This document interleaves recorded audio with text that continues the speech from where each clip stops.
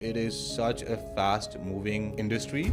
They have amazing products, but they don't have the budget for creatives, ads, marketing campaigns to shoot them. Major brands now adopting AI more and more. And I'm like, this is only the beginning. A lot of companies don't put that much emphasis on analytics, understanding how the business is working. People now want new content very fast. So there's no one model that rules all. You built the platform from the creator's mindset. Shahzeb Khalid is a software development expert and founder of Pixara, the ultimate AI content creation platform to support aspiring creators, artists, designers, and businesses supercharge their creativity and content creation. AI can really support and facilitate that creativity. Major brands right now are running their ad campaigns that are generated from AI. Pixara is an all-in-one content creation platform. So you need to move fast with your creatives as well. Pixara just turbocharges your content creation process and roadmap. How do I ensure it's a creative partner, not something that will replace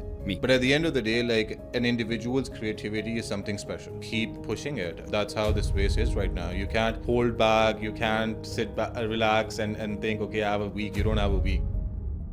Did you know that 44% of podcasts stop after episode 3? So that means all that time, energy, and money is just wasted, and you never get to truly see the benefits of podcasting. So if you want your show to stay alive and healthy, you can book a call in the link below, and let's get started today. Hey guys, welcome to another episode of Hope It Helps. And guys, I have a very special guest on the show today, one of my dear friends, Mr. Shahzeb Khalid. Shahzeb, welcome to the show, man. Thank you so much, Khalid. It's a pleasure. Thank you so much for your time, man. I really appreciate it. And welcome to Dubai. We finally got you here. Finally. Also, great last name. Big fan. If only it was double, it would have been perfect, but you know, it's fine.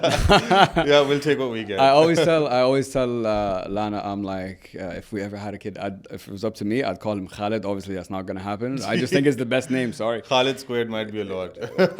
Yeah, but like double of a good thing. Is that bad, you know? You can't have too much of a good thing. Exactly. So Shahzeb, my man, welcome to the show. Thank you for your time today. So Shahzeb, so you have been developing a new platform called Pixara, which is all about AI generation, not only for content, but for video, for enhancements, for so many different things. And this is, as you know better than I would, this is such a hot space at the moment. So what I wanted to do today is kind of give people a perspective on this space, because it's not something I've talked about on the show. I use tools like yours, but I've never sat down with someone and understood how does it work in terms of building this kind of platform, the features, like when you want to integrate so many different things, and obviously touch on your background as well. But before we get into all of that, Shahzeb, why don't you give all of us a little bit of background about yourself, and we'll take it from there. Perfect. So I did my bachelor's from Brown University over in Providence. Some of the best years of my life for sure. I'm sure. Met amazing people, had a great time, learned a lot. And I think credit goes to the way Brown's curriculum is designed as well, that you really get to explore yourself, your interests, your passions. So after a 4-year stint at Brown, I moved over to Boston, not too far from Providence. And I was working at Wayfair, which is one of the largest e-commerce companies in the US. Retail, right? Retail, yeah. Home furnishing, so everything home. That's the motto. Gotcha. Wayfair is everything home. Okay. So I was working over there in analytics and had a really nice time over there, and learned a lot from a company of that size, and Wayfair also scaled a lot as well. So with Wayfair, you kind of got a corporate vibe, but also a startup chaos as well. I guess because you're launching new products all the time, right? Exactly. And the company was scaling so fast. So that's what I really loved about Wayfair, where it didn't feel too corporate, but it wasn't a startup at all. So I had a 2-3 year stint there in Boston. And then, there was a time in my life where I was still young enough, and I was looking for a change, and I'd spent quite a bit of time in the New England area. So I was thinking, maybe this is the right time in my life, I should maybe move somewhere else as well. And just about when I was thinking that, an opportunity came with Wayfair in their Berlin headquarters. Okay, so that's how you got to Germany. So then, I didn't have it in my mind at all that I would be moving to Berlin, of all places, and leave the US. But I was just thinking that, when else would I get the chance to do something like this? So better to just try it now. So then, lo and behold, I packed my stuff, moved to Berlin, came as a shocker. I moved there in the winter, dead middle of winter. Oh, that's Everyone was rough. like, hey, this That's is the rough. worst time for you to move in. Yeah, it But probably is. you know what? Things sorted themselves out. Sure. And initially, I thought I would be there for a year, but Berlin grew on me quite a bit. And a year turned into two, which turned into three. And then I ended up spending a few years in Berlin. So which was also amazing place, great experience as well. Very different from Boston. Both cities have their own pros and cons, but really liked it over there. And then about 4 years ago, I started a product development agency called Venrup. And the idea was that I was always passionate about tech and design. So kind of wanted to integrate that, get a lot of experience, work with clients, build products, and then ultimately also launch our own product as well. And that was kind of the journey that we went through to The get genesis to of the it. genesis of Okay. Pixara. Okay. Well, thanks, man. Thank you for giving us that context. I never knew how you got to Germany or like why why you were there, but I'm like, sure, yeah, why not? At some point, I asked myself as well, how much longer am I going to be here? I think all of my friends were wondering as well, we thought he was going for a year, which is clearly not the case. And but I think Berlin is a very cool city. You get to explore a lot and very creative city as well. So I think in a way, Berlin probably as a city had a lot to play in my conception or me pursuing Pixara as well. So yeah, that's actually I never thought of that point because I've visited Berlin and there's all that graffiti and that street culture. That's kind of the vibe. More grungy, whatever. Obviously, Pixar is completely opposite because it's like this sharp, clean, all that stuff.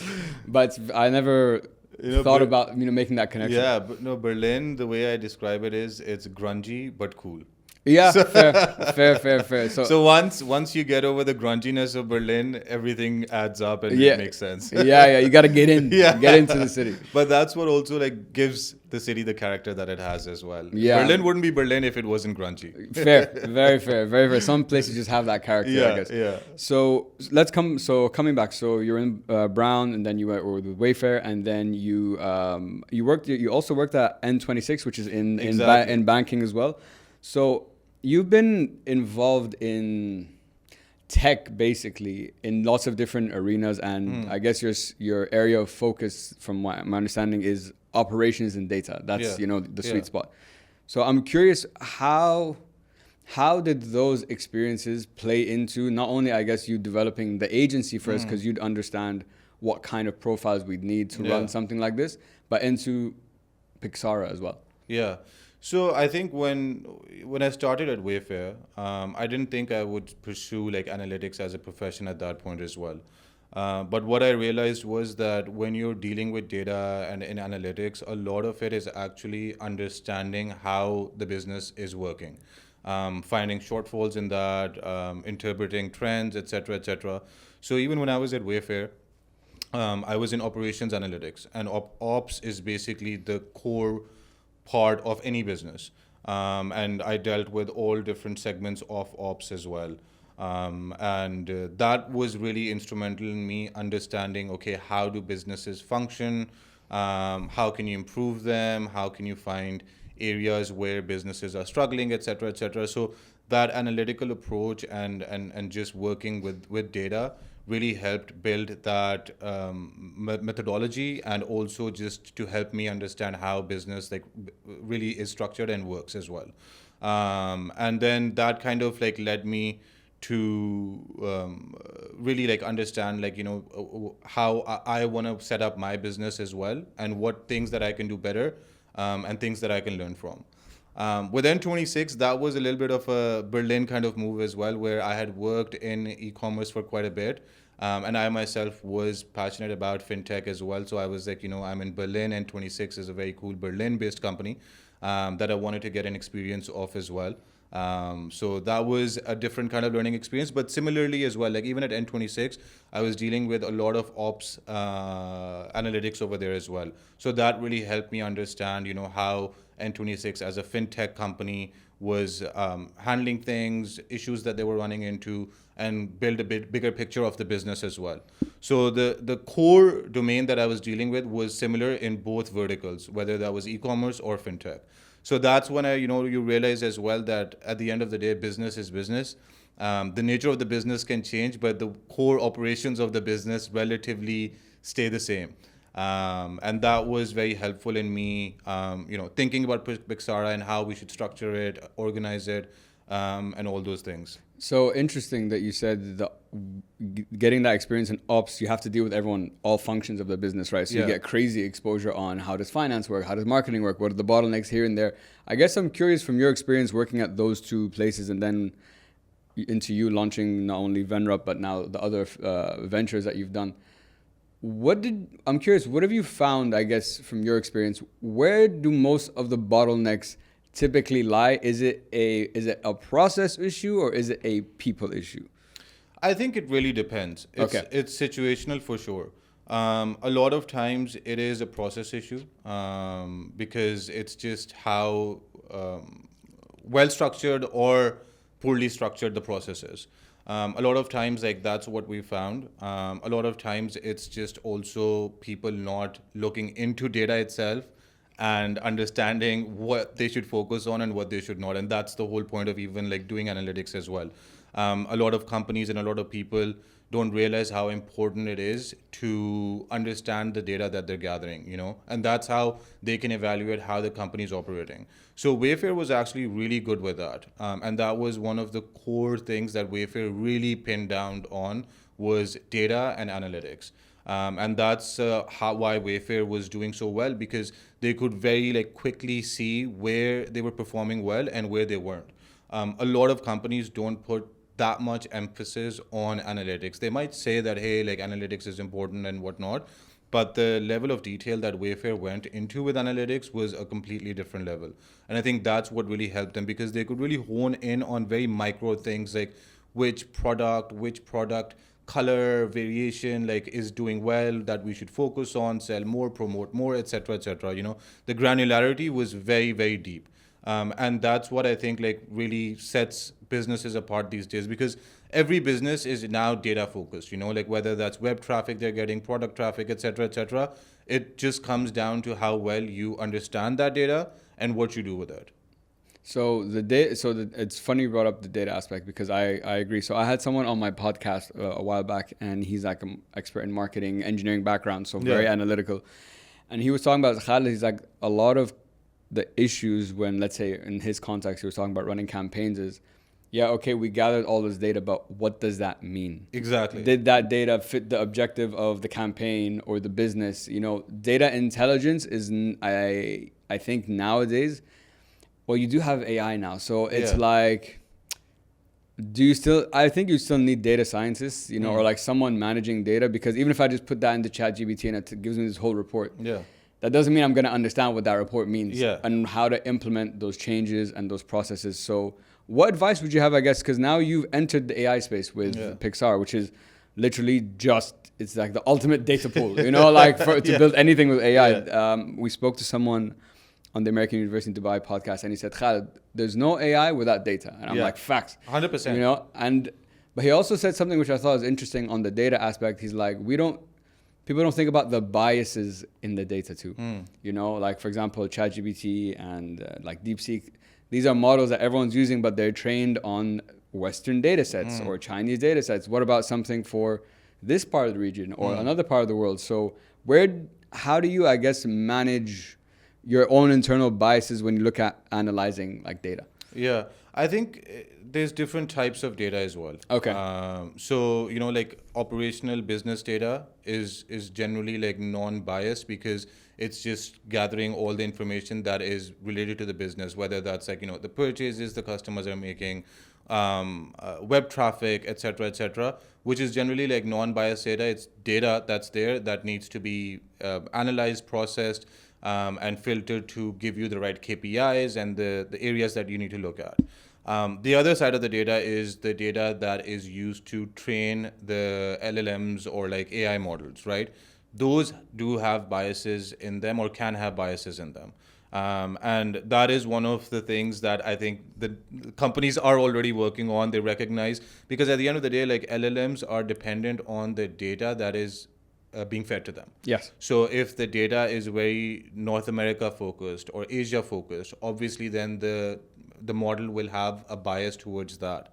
For example, like if you train an AI model just on images of people from Asia, and then you ask the model to generate an image of XYZ person, more likely than not, that image will have resemblance to people from Asia. So that is definitely one of the things that is there. The bias is there, but that is also something that gives opportunity to companies and new companies as well to train data better, to label the data better, so that these biases can be tackled. Yeah, and I think you said a good point. It's accounting for that bias. I think there's the accounting for it, and then there's actually working on fixing the bias, because I guess it depends what, like you said, it's interesting how you split data up into two different things. There's one way to look at it there's no subjectivity, and one it'd be like, I see it this way and I can see it that way. So you've built the agency with Venrup, and then you did Vencash as well. So you built like another software platform, and then now there's Pixara. So I'm so curious, was Pixara easier or harder to build? Because I've never sat down with someone who's built an AI from scratch. So was that process easier because you used AI to build it, or was it actually a lot harder, for example, than building a payment service, for example, like Vencash? Yes and no. Okay. Fair. That's a fair answer. Fair. I think it was easier in a way because we had been working on building products for several years beforehand. So obviously, like the experience that you're gathering, that really helps in you then tackling a new product as well, or a new business as well. So I think that experience was very, very helpful from the foundations of Venrup, which was about 5 years ago, till date. And that experience really helped us to simplify things and for us to exactly tackle the thing in the right way. But at the end of the day, no matter how much experience you have with any startup, there's a lot of back and forth research that goes into it, pivoting as well, that almost certainly happens.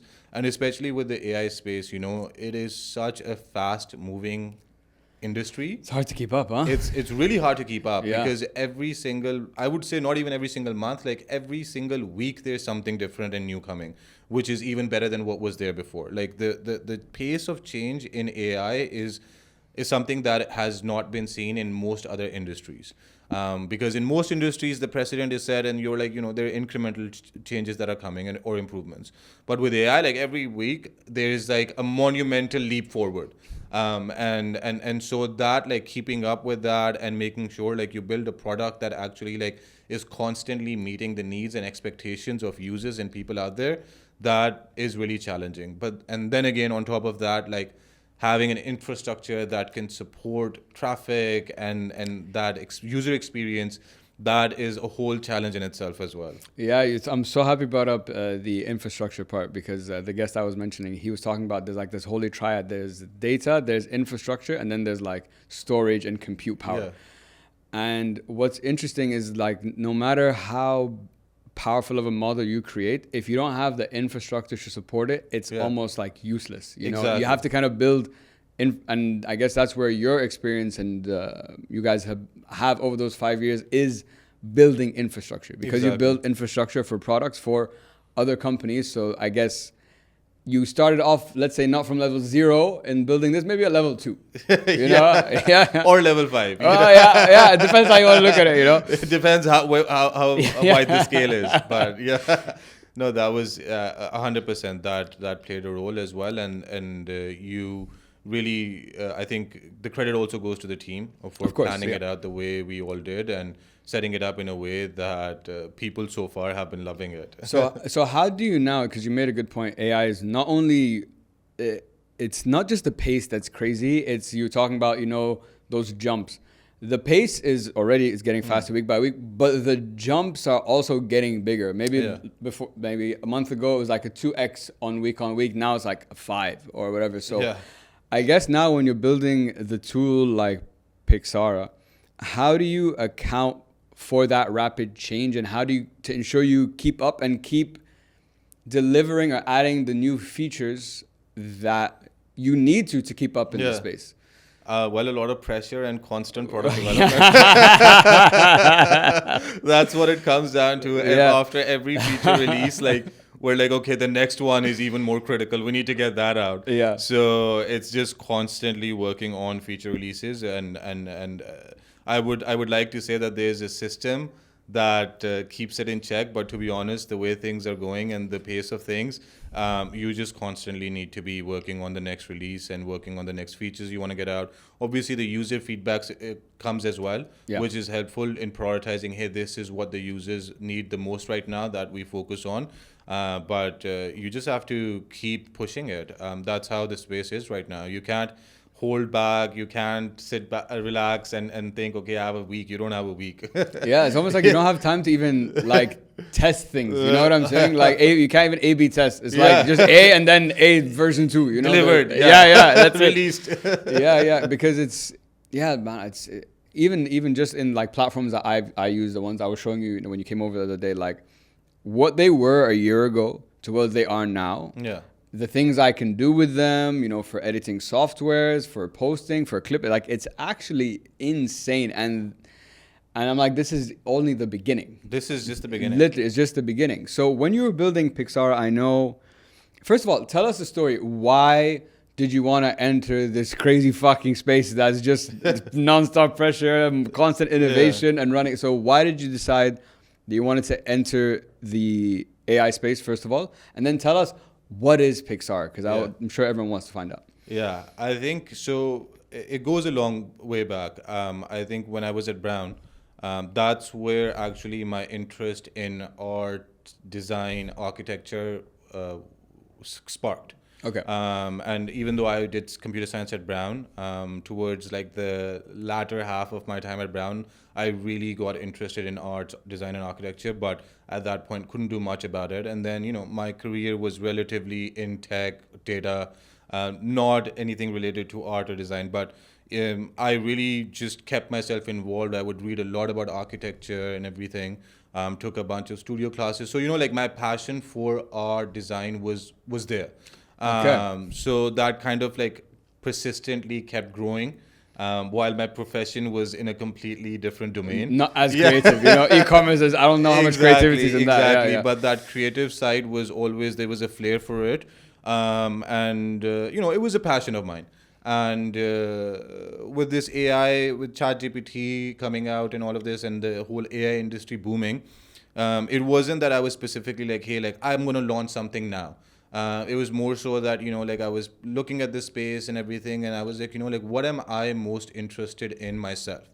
And the answer was quite easy. Design, art, visual creativity. So that became like very clear to me that, hey, like this is a space and domain I personally am interested in. And fortunately, AI at that point with Gen AI was beginning to get to that point where we could leverage that to build a platform like Pixara. Mm-hmm. So that personal passion and curiosity and interest of mine, coupled with the progress that was being made with AI, kind of funneled me towards Pixara. And now that we are at Pixara, I can tell you a little bit more about what it is. Yeah. So basically, Pixara is an all-in-one content creation platform. Okay. That gathers all the best image models, video models, voiceovers, plus the feature that I also really love the most is the editor that we've added in it as well. Yeah, I took a quick look at it. It looks really clean, very clean. Thank you. And I think like the way we thought about it is that, okay, like, like people have their creativity and the AI can really support and facilitate that creativity. And you can create AI images or videos or voiceovers. But at the end of the day, like an individual's creativity is something special. And the way that ties in is with the editor, with the individual, like, using the content that they've generated and then turning it into something magical themselves and how they want it to come out as. So it became, basically that was the idea behind it, where we wanted to leverage AI, but also we wanted to value people's creativity and individuality and then combine that in one platform. And that's how Pixara was conceived. Okay, so it's it's very interesting when I listen to your story. Every experience you had, you ended up doing something with it after. So you had retail, so you had, like e-commerce with Wayfair, and then you went into retail banking, and then you launched Vencash, which is banking related. You launched e-commerce. Okay, Pixar isn't really e-commerce, but at the same time, it is also it's more of a SaaS, I guess, in a way. So all that experience of how to run e-commerce things comes into this, and then just the personal passion of art, design, whatever. So you've kind of it's all tied in somehow. Yeah, it is. It is, which is just very, it's very interesting. Yeah, sometimes you don't have a grand plan, and you're just kind of going with things, that make sense in the moment, and obviously, things that you are passionate about as well.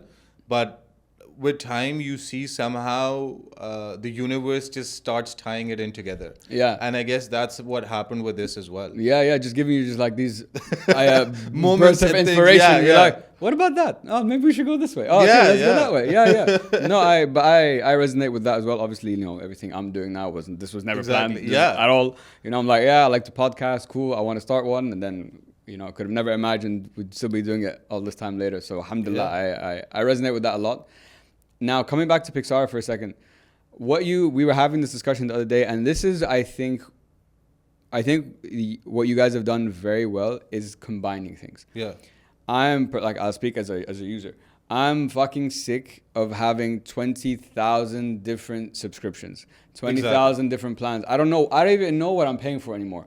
Honestly, I just get a charge. I'm like, oh, I have this subscription. Okay, cool. I didn't even know. And it's just frustrating. And I think nowadays, we're moving to more automation, more convenience. So the winners are going to be the people that give me one. I don't want to deal with 10 companies. I want one company that I can do all these things with, which I think is why you guys have approached it in a fantastic way, because you're pulling in from all the best. But when you say pulling in from all the best, what does that mean? Does that mean integrating with like these big language models, like the ChatGPTs, DALL-Es, for example, all that kind of stuff, or is it understanding how those platforms were built? And since you have operational experience, I guess, be like, all right, this is how this is built. I want to bring this in, but tweak it a bit. It's a little bit of both. Okay. So coming to the problem first that you were mentioning, where we are right now is that the AI landscape is constantly evolving.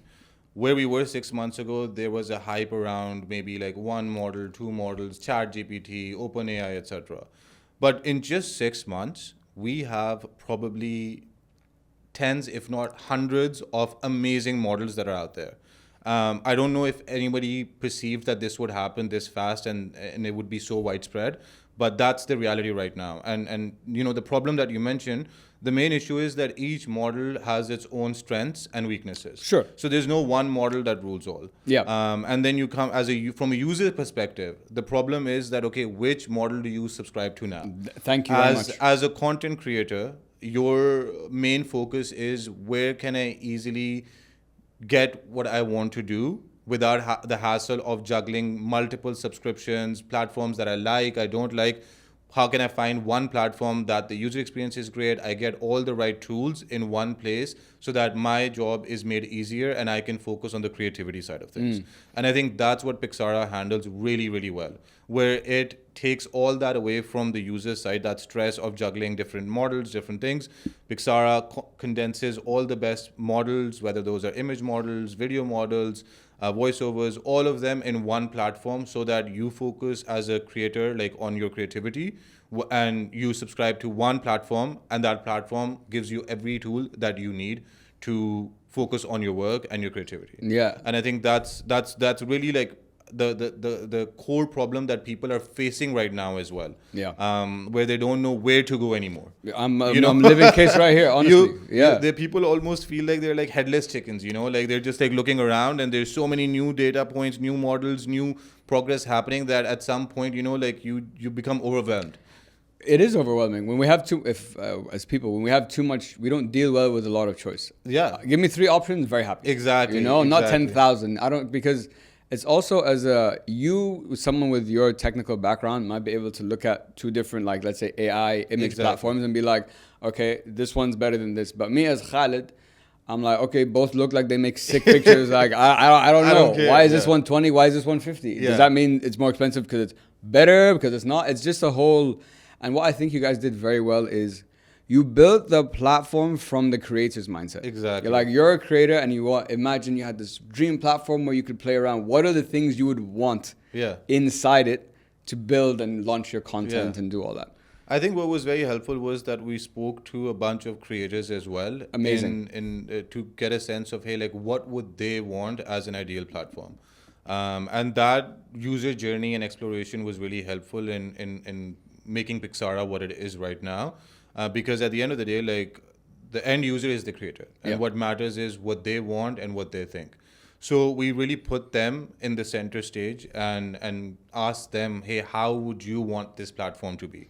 And I think that iterative feedback that we got really helped us in evolving Pixara to where it is right now, understanding the needs of the users, the market, the changes that are happening, and how best we can make things simpler for content creators. Yeah. And that's what Pixara does. Yeah, exactly. Yeah, you're trying, because I think you said you can reduce my like editing time by like 30 times, like 250 times in like content generation. So like, that's so valuable to me, you know, as a creator. That means that now in the same amount of time, I can bust out like 10 times the amount of content and 100%. Different types as well. Different types. Like, that's the thing, you know, like the variation that you can have in your content now with Pixara is insane. Yeah. And the types of content that you can generate, you know, like, whether it doesn't matter, like, you could be a digital artist, you could be an architecture student who wants renderings of their drawings, you could be an ad agency. You could be a marketing agency or a marketer. You could be an e-commerce brand, fashion brand, product-based brand. You know, you need content all the time. You need new ad creatives. You need a fresher look, a different look. You need to play around a lot as well. And a lot of times, like in these times, you need to move fast with your creatives as well. Yeah. So Pixara just turbocharges your content creation process and roadmap, where you can really experiment, play around in the fraction of the time and really a fraction of the cost. It is a fraction of the cost, by the way. You know, we gotta bring up those numbers. So get on it now, bro. I'm telling you to put it up, guys. So I'm curious, when you started Pixara, when you were thinking about the idea, did it start as from the beginning that it was going to be an all-in-one platform, or was there an area that you guys wanted to specifically focus on this, and then you realize that actually there's more value here if we start creating this bigger platform that everything can come in together? There was definitely an evolution. Because when we first started, which was a while back, at that point, like, these AI models had not even come out. Gotcha. So, and that's what I mean, you know, like, the pace has been super fast. So we first started focusing more on the editor, and then also, like, we had our own model as well that would basically stitch together like different stock videos together, and give you a video based on the prompt that you would give. So for example, like, if you said, hey, make me a video on Egypt, you know, it would scrape different stock videos that were out there, and it would give you a video on Egypt with voiceovers, and everything done as like a final product, which you could edit later. But, you know, the idea was like, okay, like, making it easier for editors to create content in that domain. Okay. And then with time, the AI revolution kept on taking pace, and then the platform itself evolved, because then the need had changed. So, you know, that feature we still have in Pixara, but then the platform became a lot more than that as well. Okay. So there was a whole journey that we went through. Yeah, it didn't just start from that. Exactly, and which came back to the point of, like, you know, what do the users want? Because we constantly were getting feedback from users as well, in terms of what should be the next steps. So they were really guiding us in terms of how Pixara should evolve as a platform. And then we just followed their path, our intuition, and here we are. Here we are, man. No, congrats, man. You built something fucking amazing, honestly, guys. I'm not just saying this. Go check out the platform, and then you can come thank me later. So I was thinking about this now, moving forward, because AI content or AI content generation is exploding. There's now, I know people in our community that make AI clones for clients, you know, like, it's fucking crazy shit.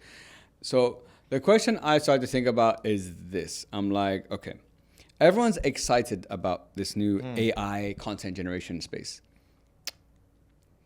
but I don't think, like everyone looks at it as this cool, I think there's two groups of people. There's a group of people that, damn, this is really cool and I want to make this kind of stuff. And there's other people that will be like, when you know because you know it's AI generated, it takes away a bit of the appreciation for it, because if you can just write a text and then something beautiful can come up, like how much did I really do as myself. So I think there's still, where we are now in that space, there's still a balance of, it hasn't become a very normal appreciated thing just yet. What are your thoughts? Yeah, I think it's a very interesting point, and I've thought about it quite a bit as well. Even before, Pixar, we started working on Pixara. I think this philosophical debate will continue on for a very long time. Yeah, where you will have both these segments of people, and each one will have their own thought processes, pros, cons, whatever they may be. But this philosophical debate will carry on. What I would say is that art and content and everything, like there's different mediums of expressing it. One person's art or creativity does not necessarily translate into another person's art or creativity. Great point. Very true. So Very true. and that's what we see a lot with contemporary art as well already. So do we think an artist from the 1800s or like Renaissance period would come and see contemporary art right now and say, hey, this is amazing art? Who knows? Maybe they would, maybe they wouldn't. Yeah. You know? So art has always been contentious like that. Yeah. It's always pushing the boundaries of where it is and where it can be. And I think that's the whole point around contemporary art as well, on making it thought-provoking, even almost like diabolical in the way that you come to think, hey, is this even art? So that all of that philosophical debate will carry on as well. In terms of AI art, what I will also say is that it is not that easy as it may seem. So in the sense that it really is a science, an art in itself as well, in what you can make the AI models create for you. So that's why, these days, you'll see a lot about reels and videos on, prompt engineering. Exactly. Massive thing right now. Yeah. So that really goes to show, you could have the same image, for example, and you want to animate that image, two different prompts can make night and day difference in what the final product is. So, even with AI art in itself, there is a whole lot that you have to learn, and your art, as whatever your artistic voice may be, or your design or leanings may be, that will translate into your AI art or generations or content as well. And you will notice that, that people, whatever their physical artistic voice was, or design, or trail was, that translates into their digital art as well. So I think at the end of the day, it really matters on what the artists want and how they use AI as well. And not every person can use it the same way, and to the level that they want to use. And there still is definitely art involved in this as well. For sure. So it's interesting how you different, how you were saying earlier when you differentiated the data. I think there's a differentiation here in use case as well. For example, someone like myself, I'm going to use myself as an example. My artistic ability is fuck all, zero. My stick men look retarded as well. So it's just not gonna. Me and the pencil just don't work. We can write, but we can't draw. Yeah. So from that artistic creativity perspective, a platform like yours is very helpful, because it makes the thing I could never do, I can do it. Exactly. And that is the whole point as well, that in a way that we think of Pixara as a platform that democratizes content creation. Yeah. Because previously the barriers that were there to becoming an artist, let's say, were quite high. You had to study art, you had to be involved in it, etc., which, for some people it's a profession and it's amazing. I love it as a profession as well.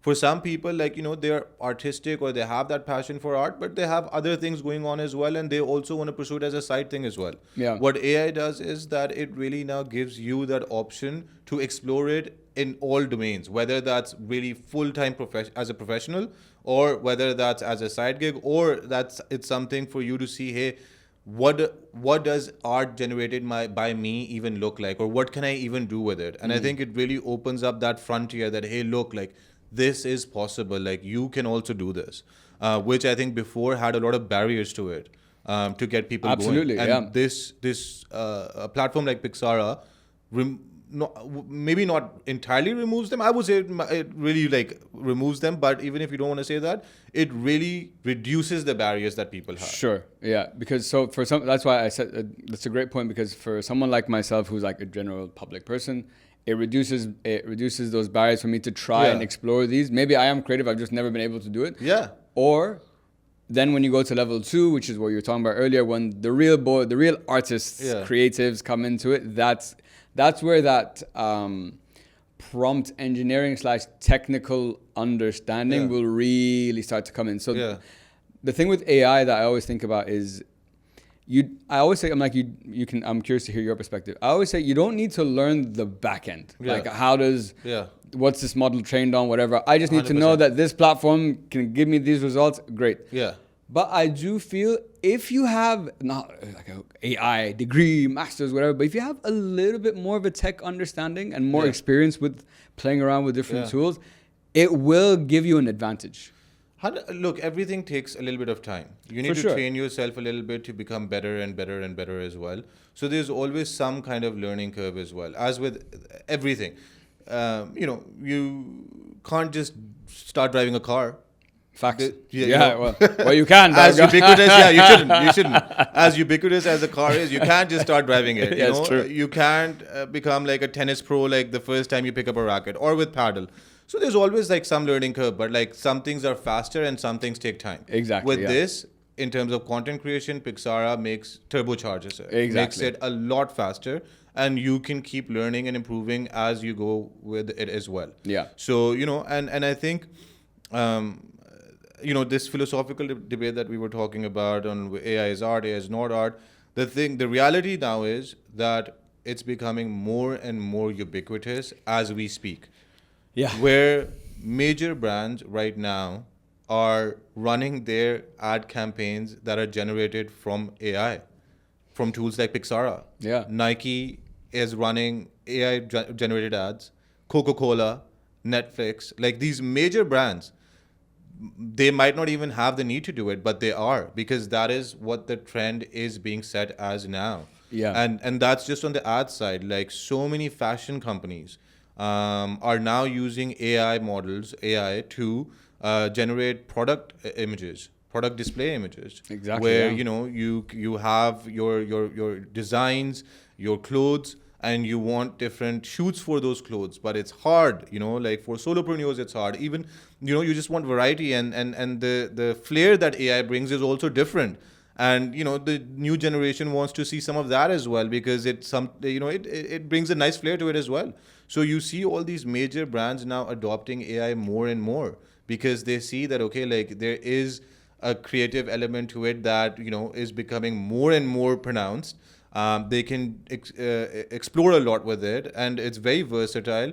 Plus, they can play around with it and have like 5,000 different shoots that previously took a very long time to get. And cost too. And cost too, which is a major thing. Like, we're talking about major brands right now, but most of the people out there, like, those are like small and medium business owners, for whom these costs are a real factor in terms of how much they can really sell their product. Because at the end, what they can sell depends on how good their creatives are. And it's expensive, it's time consuming. Sometimes you do a shoot and it doesn't turn out the way you wanted it to be. What are you going to do? Like, wait another 2 months for another shoot? Or you use something like Pixara and keep getting new content and new product shoots, etc., that you can use to keep running your ad campaigns and focus on that. Like, like this makes you focus more on the business side of things, the ops side of things, the growth side of things, while dealing with all your content needs that you have as well. Exactly, yeah. So because the content is the one that takes the most time. Because exactly. You need the ideation, the scripting, if it's a product shoot, if it's a set, if you're recording somewhere, like there's so much more that goes into it, and a lot more people and expertise that you need to run that content effectively. And when I was thinking, I'm like, because I see this on LinkedIn too. You know, people use AI, you know, to write posts, whatever. It's not like I use it too. You know, I use it as like I like a skeleton. I'd be like, write me something about this, and then I'll go in and Khalidize it. You know, whatever. Put in like my flair on it. But kind of like what you said, I think this is just a personal. This is a personal thing I have is, and it's a bias I have. I think I just appreciate the like hard work, not hard work, but I appreciate that you got to a place and like you took you time and you fucking like went. So now this whole AI thing is kind of going completely against like what Khalid thinks is not right, but what Khalid maybe appreciates. But I've also learned that whether I like it or not, you know, like because I had this conversation with someone. I had a photographer on the podcast once, and I'm like, who should get credit for a picture? The guy who took the shot or the editor who cleaned it up? Exactly. From Khalid's perspective, the art and the skill and the technique is in the shot. Yeah. The edit is a different thing, but someone else came and told me, he's like, yeah, mate, you can, that's one argument, but there's certain editors that can make pictures look out of this world. Like there's a whole artistic space in that too. So I think everyone, maybe depending on who you are, is kind of in limbo in that debate. Maybe with like some tools, you're like, that's fine. But others, you're like, no, I still want more of the human, I guess, aspect to it. But whether we like it or not, everything's moving towards like, it is what it is. It comes back to the point, you know, like it's going to be a philosophical debate that will torment people for many years. It's already tormenting me. So like, there we go. I think at the end of the day, like really, like it's gonna. You know, I don't know if it's the right example or not, but you know, when combustion engines and combustion cars came out, at that point there was a whole debate on like whether that is the way forward. You know, like horse-drawn carriages are so good, they look nice, blah blah blah. Like there's history, etc., etc. Well, you know, at some point, whether people liked it or not, everyone had to shift slowly to cars. Exactly. So you know, I think let's see how this plays out as well. But from what it seems like, that is the direction we're going at. Every single company is focusing and investing more in AI for a reason as well. Because the trends are there, the efficiencies are there, and you know, there's always trade-offs. Of course. But at the end of the day, like it is a domain that even artists themselves are exploring this more and exploring their creativity more with AI as well. So it doesn't have to be like a yes or no thing, a black and white thing. Like there is definitely a gray area in between as well. It's all gray, if anything. Exactly. Whether you're an artist or you want to be one or you're a creator or not, you can really use AI to your strengths as well. Exactly, yeah. And you know, artists use all sorts of tools already. Like it's not like they take a picture or make a video and they unedited, uncut, like post it out there. They're all using like different kinds of editing tools, upscalers, etc., filters that they add to get their content to be what their vision is. Exactly. Yeah. So you know, great point. That's actually the same very true. in that sense as well. Yeah. Very. That's actually a good point because for any artistic piece to be done, there's different things you might need, especially digitally. You have different platforms, softwares, whatever. I guess if you look at it from that perspective, AI is just another like tool that allows you to do a lot of these things like a lot faster. Maybe more efficiently. And I guess I never looked at it from the creative angle that maybe there's something you've always wanted to create, but you never had the tech to do it, and now you do. So that's pretty exciting as well. And you know, like there's the question of affordability as well. Like a lot of people might not be able to afford expensive equipment for these shoots or just to even explore their artistic flair. You know, some people might be there like who can't manage that and who don't even know that they're so that this could become a passion of theirs and who want to explore that. Now, you know, a platform like Pixara gives them a medium to start exploring that. And then they can make their own translation of what their artistic journey should be like and do that however they want to do it. But, you know, it's providing a medium for them to get started as well. And similarly, you know, like for so many business owners, especially like small startups, small business owners, you know, they have amazing products, but they don't have the budget for creatives, ads, marketing campaigns to shoot them. Like that Pixara really like helps that target audience a lot as well. On top of like, you know, bigger companies anyways. But, you know, those people really need tools like that. So if anybody has started a cosmetics brand or like a fashion brand, they will know the pain of like, like going through these photo shoots, product shoots, being satisfied or unsatisfied with the results and constantly having to do that. It's a recurring thing that you constantly have to do because you can't use the same creatives all year. Exactly. Your product line changes as well. So seasonally you have to change anyways. But the fact of the matter is that people now want new content very fast. Yes. That is also a fact of the matter. With the world that we live in, TikTok, Instagram, fast-paced content, even short-form content is so like popular now because people's attention spans are changing or have changed and are evolving as well. Yeah. So there's a constant demand for new content, different content that stands out, and how do you go about it? And I think a platform like Pixara provides you the medium to go about that. Yeah. Yeah, and it allows you the ability, not only like as we've been talking, not only from affordability, speed, creativity as well, and especially like you said, it's very I didn't know that the bigger brands were also doing this, and yeah. But it kind of makes sense though for like it makes a lot of sense in my head. Why? Because as we were talking earlier, your AI is only as good as the data you give it, and they've got endless amounts of data from campaigns running across years and years. So the granularity level they can get to, and probably the success of that campaign is now just ramped up even more. I would assume. No, actually, like I think this goes more in favor of small business more owners smaller, as well. Because their data is aside, like they might have like bigger production teams and creators and creatives, etc. But the models themselves will not be biased in their favor. Yeah. So at the end, like actually, like this does create a certain amount of equity or equality between the big players out there and the small players out there, because the small players can get similar level of shoots, product content, etc. from a platform like Pixara that these bigger companies were having or getting done. Yeah. No, that may actually, I never thought. So of it it like actually that, creates a more level playing field, because then it is actually about your product and all the other like business ops that you're dealing with, rather than the creatives that were not good enough or just were not at that level because either you couldn't afford it, you didn't have time, etc., etc. Pixara balances that out. Yeah. Man, it's such an interesting conversation. As a podcaster, I'm a content creator. Yeah. Obviously, this Pixar is a completely different ball game because it's more from a creative aspect than just like putting things together and so on. But I wanted to round off our conversation, Shahzeb, with just three more questions for you. So our whole conversation today has been about the benefits of AI content generation. What people can expect with Pixara, what they can do.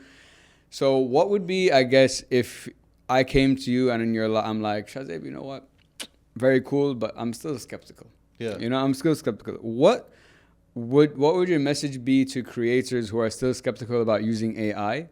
And because this is something you also need to, I think people might worry about, like I would worry, is I would want it to be, how do I ensure it's a creative partner, not something that will replace me? I think for the first question, the easiest thing is to go try it. Simply. Once you try it, then you will see how beneficial it can be, and whether it's good for you or not. Simply put, maybe it's just not good for you, or like something that you don't want, which I think at this point, like everyone has that free domain to choose whether they like it or they don't like it, whether they want to use it or don't want to use it. Yeah. And that freedom of choice is always there with everyone. Yeah. So I think, nobody's stopping anybody from choosing the way they want to go about their decision making, and they should do it. But I would just say, try it out. Go to Pixara, try it out, see if it works for you. If it doesn't, that's your call as well. And to your second point, I think at the end of the day, like we are like even with Pixara, we are constantly partnering with content creators. So as an AI content creation platform, we partner with content creators to create content that we can show users that, hey, this is the kind of content you can make with Pixara. So the point, it circles back that at the end of the day, the AI is as good as the content creator behind it. Yeah. So, it's a partnership. It's not like one thing replaces the other.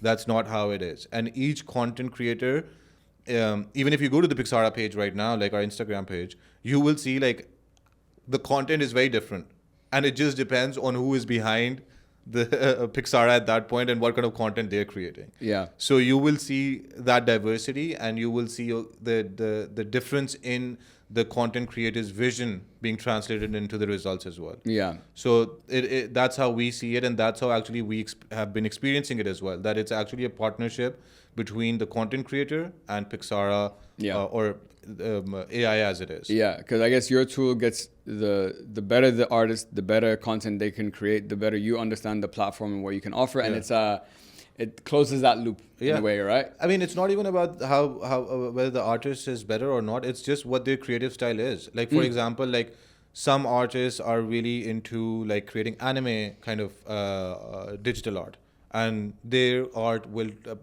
be translated into that through Pixara. Some want to create more realistic, like photorealistic images or videos, and you will see that flair.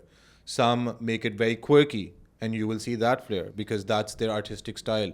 So their artistic style is translated through Pixar, the platform, through the platform. Through the platform, yeah. So it's more about what your style is, and you will see that style being translated, or what their vision is of themselves and what their art should be like. That will translate into the end product. Gotcha. Very, man, such a fascinating, it's such a fascinating space, you know, as someone who just is a user of the tool, not a builder of the tool. Yeah. It's very interesting to sit down with someone and understand how you thought about the platform, how you built it, what are the options, why you put in those options, what are the things that helps people do. So fucking cool, guys. Make sure you go check it out. We're going to add it, and we'll make sure to add it in the show notes. My last two questions, Shahzeb, these are questions I ask all my guests. So looking back at your life, either personally or professionally, when I ask you the question, what are you most proud of for yourself? What would you say? I think ultimately everything that ended up happening basically was because of a few things. I think I never shied from taking risk and making myself uncomfortable. I think those were the two things that really just led everything in my life to happen the way it did. When I was at Brown, actually, I was studying engineering for 2 years. And after 2 years, like, at that point, people think about, hey, like, I'm about to graduate, most of my courses are done. I shifted to computer science, and I had to basically do all of that in 2 years, which was a big risk. I didn't know like whether I would do it on time or not, but I knew I wanted to graduate when I had to graduate, and I was very determined that I was going to shift to computer science. Similarly, when I was making the move from Boston to Berlin, that was a major move. I mean, I'd never been to Berlin before. It's a big move, absolutely. All my friends were there. My life was in the US at that point, and I was very comfortable. I loved it, very comfortable with my company, with everything that was around me. And I went through like massive upheaval to move to Berlin. And, it takes time to adjust to a new place. I didn't have any friends in Berlin. Well, I mean, I'd never even been to Berlin. So the language barrier aside, like all of those things, like it was a big upheaval, but I just, had set my mind that, this is something like I want to be uncomfortable. I want change, and I want to experience as many things as I can in that phase of my life. So I think those two things, like being comfortable with discomfort and being open to change, has helped me a lot and brought me where I am right now. Yeah, and I think if you listening to your story today, you've seen how that mindset, I guess, has played out in all these different arenas, all these different startups and stuff that you've been doing in different arenas and fields. So you should be proud of that, I guess helps as well, because startups are just in a lot of ways like just all about change and chaos. Exactly, so it's like this is my wheelhouse. Yeah. This is what I'm comfortable with. I've been through it all, Exactly. And for my last question, Shahzeb, what is the message you'd like everyone to take home with them today? Well, firstly, try Pixara, see how it is for yourself, and never be afraid to pursue your passions, whether you do it incrementally, fast, however you want to do it. Always have your passions at the core of whatever you're doing. And keep trying always, and never give up. That's the best thing that anybody can take away. I think you only lose when you give up. So you should never give up. Yeah. Well, look at the guys. That's nice little montage, motivational speech for you there. No, man, I agree with everything that you said. It's something that I'm also following. My passion, trying to build, trying to do, inshallah, lots more exciting things to come. But man, congrats on the platform, man. It's really like, yes, you're my friend, but also it genuinely is a great platform. You know, like I played around with these because I use it for my content and whatever, and I haven't seen a tool that puts everything all in one place and I guess to that level of use and whatever. And it's affordable and it gets me to where, like, allows me to do things that I could never, as Khalid, trust me, could never do before. So thank you. So congratulations, man. And if people want to reach out with you, connect, work, where should we get in touch? Is it the website? Website or LinkedIn? Okay, website or LinkedIn. So it's Pixara.ai, Pixara.ai right? is the website. Okay, and LinkedIn, we can add a link I'll add it in the show notes. Or they can also reach out via the Pixara Instagram page as well. Okay, awesome. We'll make sure to put everything in the show notes, man. Amazing. Thank you so much, Shahzeb. Thank you for coming on the show, man. This was awesome. Guys, to everyone listening, thank you so much. Please make sure to like, follow, share, and subscribe to the podcast. I hope it helps pod on all channels. And as always, guys, hope it helps. Peace. Yeah. Bro, thank you, man.